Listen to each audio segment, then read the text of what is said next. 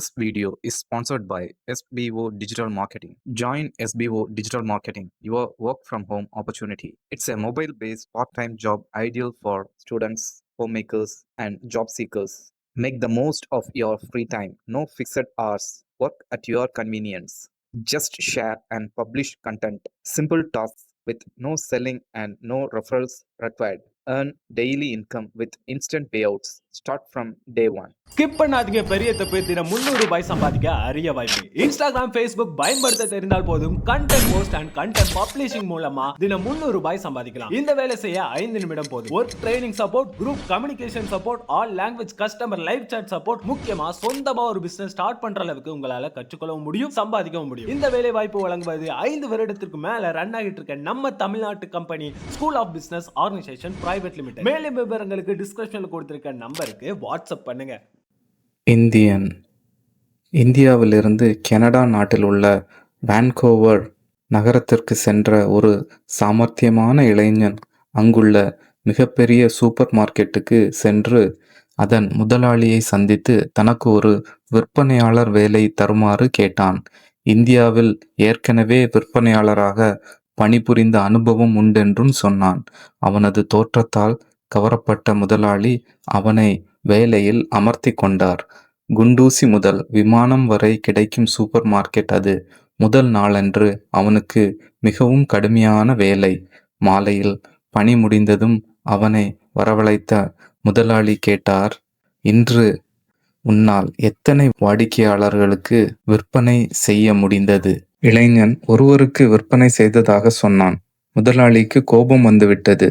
இங்கே சராசரியாக ஒவ்வொரு விற்பனையாளரும் 20 வாடிக்கையாளர்களுக்கு பொருட்களை விற்பனை செய்ய வேண்டும்.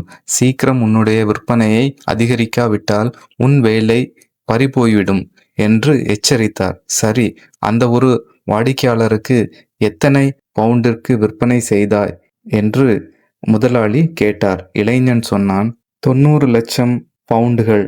அதிர்ச்சியடைந்த முதலாளி, அப்படி என்ன விற்றாய்?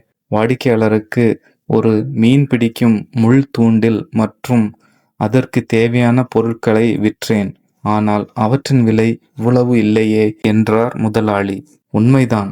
இவற்றை அவர் வாங்கிய பின் கடலில் சென்று மீன் பிடிக்க படகு இருக்கிறதா என்று கேட்டேன். அவர் இல்லை என்றதால் நமது படகு பிரிவுக்கு அழைத்து சென்று காட்டி ஒரு 20 அடி நீள படகை விற்றேன்.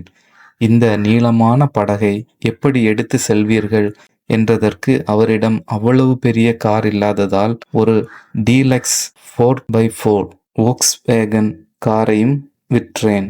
நடுவே ஓய்வில் அவருக்கு தங்க இடம் இல்லாததால் மிகப்பெரிய டென்ட் ஒன்றையும் விற்றேன். அவர் இவ்வளவையும் வாங்கவா உன்னிடம் வந்தார்? நம்ப முடியாத முதலாளி கேட்டார். இல்லை, அவர் தனக்கு தலைவலி இருப்பதாக ஒரு தலைவலி மாத்திரை வாங்க வந்ததாக தான் சொன்னார். நான் தான் தலைவலிக்கு நல்ல மருந்து, இந்த மீன் பிடிக்கும் பொழுதுபோக்கு என்று சொன்னேன். முதலாளி கேட்டார், ஆமாம், இந்தியாவில் நீ எங்கு வேலை செய்தேன் என்று சொன்னாய்? அங்கு தனியார் மருத்துவமனையில் மாஸ்டர் செக்கப் பிரிவு ஆலோசகராக இருந்தேன். ஏன்? இங்கே வா, என் நாற்காலியில் அமர்ந்து இந்த கடையை பார்த்து கொள். நான் கொஞ்சம் நாள் அங்கு சென்று வேலை பார்த்துவிட்டு வருகிறேன்.